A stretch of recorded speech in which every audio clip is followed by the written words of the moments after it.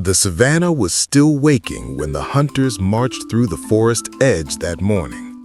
Their boots crushed fallen leaves, their voices rose in harsh commands, and the birds scattered in panic. In the middle of the chaos, hidden behind a fallen log, lay a newborn gorilla, so small that even the ants marching nearby looked bigger than his tiny fingers. His eyes were barely open, his breath was weak, and beside him was the silent body of his mother. Every sound frightened him, every shadow looked like danger. He cried, a thin, helpless cry, one that usually fades into silence. But that morning, it reached someone it was never meant to reach, a lioness. Her name was Sina, a gentle but strong lioness who had just given birth to 3 cubs of her own. She was returning from the river when she heard the soft, trembling wail. Her ears twitched. She paused. It didn't sound like prey. It didn't sound like anything she had ever hunted. It sounded like a baby. Her paws moved on their own. Sina followed the sound through the grass until she found him, a tiny gorilla curled against a log, shivering in fear. She didn't roar. She didn't growl. She didn't even blink aggressively. She simply lowered her head. The gorilla blinked up at her with wet eyes. His little hands stretched out and gripped the fur on her chin. Something ancient, something deeper than instinct, broke inside her. This was not prey. This was a child in need. Sina gently picked him up by the scruff of his tiny neck, the same way she carried her own cubs, and with careful, slow steps, she carried him back to her den. The other lionesses stared as she entered. A gorilla? A newborn? Was this a joke? A mistake? A threat? But Sina curled her body around the baby just as she did with her cubs. She groomed him, warming him, nudging his tiny face toward her body for comfort. Soon the cubs began sniffing him. One pawed his foot, another rubbed its head against him curiously. And amazingly, he didn't cry.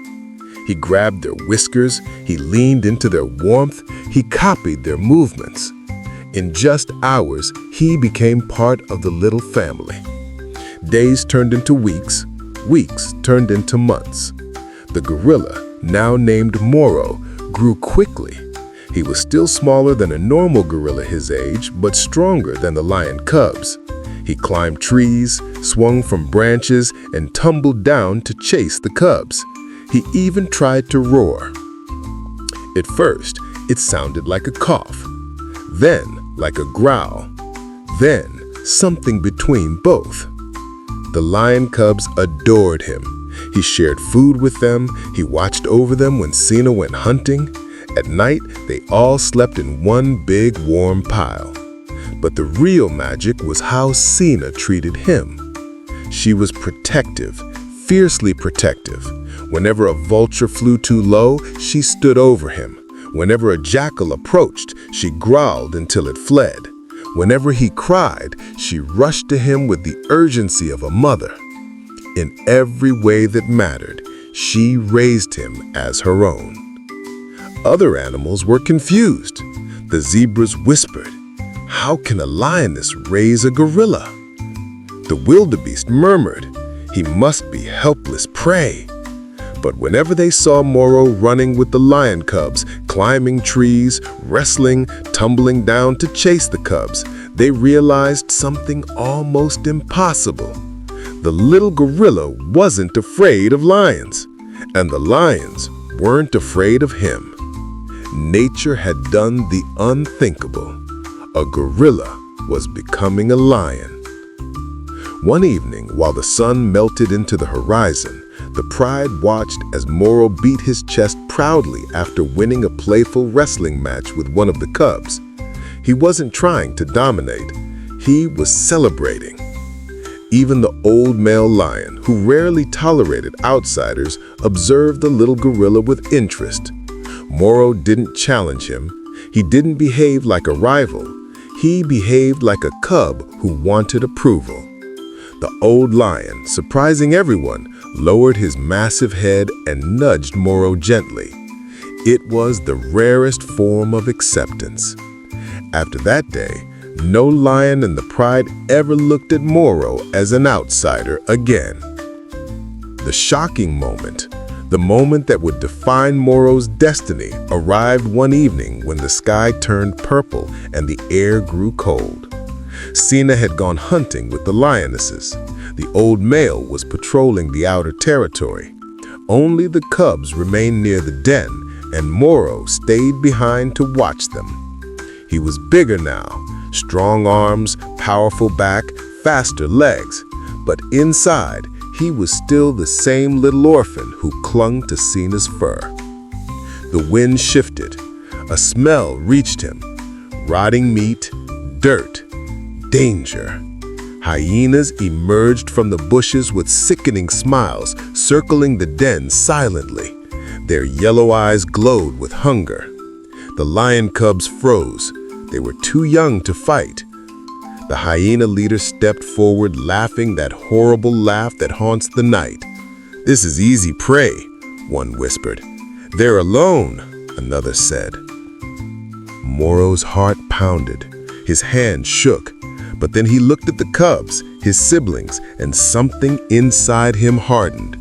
He stepped in front of them, not with fear, with purpose. "Leave," he growled. Not a lion's roar, not a gorilla's cry, but something new, something powerful. The hyenas paused. This was no lion, but also no ordinary gorilla. Moro puffed his chest. He beat it with thunderous force. The sound echoed across the plains like a war drum. Dust scattered, birds lifted into the sky. The hyena snarled, but hesitated. Then Moro charged. It was explosive, strength of a gorilla, bravery of a lion. He grabbed a fallen branch and swung it with such power that the leader stumbled back. Another lunged and Moro pushed it aside with pure force. Two more tried to flank him, but Moro slammed the branch into the ground, startling them. The cubs huddled behind him, trembling. Moro fought for every breath, every swing, every step. He wasn't fighting for survival. He was fighting for family. The hyenas realized the truth. This gorilla was too dangerous, too unpredictable, too fearless. And one by one, they fled into the night. Minutes later, Sina burst through the grass, panting from the hunt. The old lion followed behind her. She expected danger, blood, loss. But instead, she found Moro standing tall, chest heaving, holding the broken branch like a warrior guarding his throne. The cubs ran to her, but Moro didn't move. He kept watch until every sound disappeared. Sina approached him slowly. She touched her head against his chest, a gesture lions used only for their own, a gesture of pride, a gesture of love. The old lion let out a deep, approving grunt, the kind he used only for young lions who had proven themselves. From that night onward, Moro's place in the pride was sealed forever. News travels fast in the wild.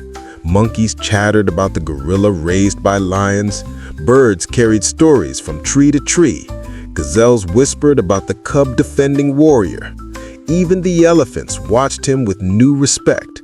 They all repeated the same words. He is not lion. He is not gorilla. He is both.